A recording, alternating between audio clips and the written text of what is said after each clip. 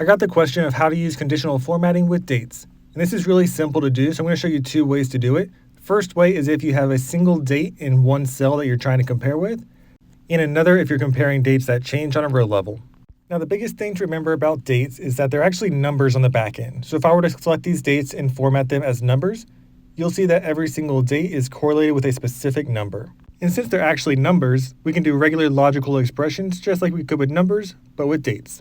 Alright, so for conditional formatting, the first thing we'll do is select the range of all the dates that we want to compare, then go to Format, Conditional Formatting. In the drop-down of the conditional formatting rule pop-up, you see the top section is related to text, middle is date, bottom is numbers, and then we have custom formula is. Honestly, I rarely use the dates because they're a little bit less dynamic. I use the logical expressions instead.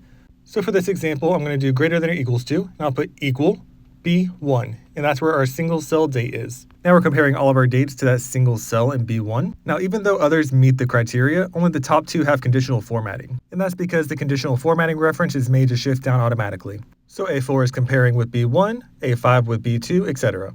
So to combat this, we need to put a $sign before the 1 to make it an absolute reference. And now every single row is comparing with B1, so you can see that everything works. And just as an example, if we double click on the numbers and change it to a different date, you'll see that the conditional formatting automatically updates with it. So that's the main way to do it if you do conditional formatting with the logical expressions. You can also do custom formula is. So instead of B1, we'll type equals A4, which matches the start of the range, greater than or equals to B1.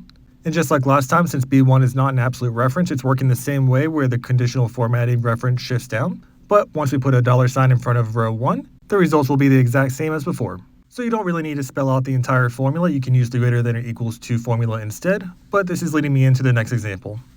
But the biggest thing to remember if you do this way, the rows have to match for it to work. So for example, my range starts with A4, but if I were to change the custom formula to start with A1, everything will be shifted up 3 cells. And that's because the results are being shifted to match the new locations. So since things are shifted with the conditional formatting, you can see that it does not match up with the dates that they should. So it's saying that things do meet the conditional formatting when they don't, and that they don't when they do.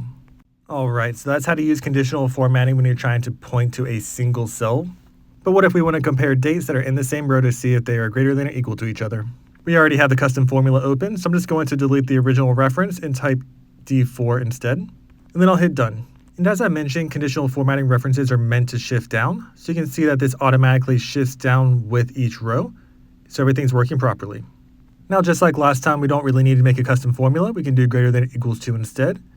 And this time we're just going to type equals D4. And once again, make sure that the row number matches the first row in the range. And now we have the same exact results, but we're having less work to get there since we're not creating a formula from scratch.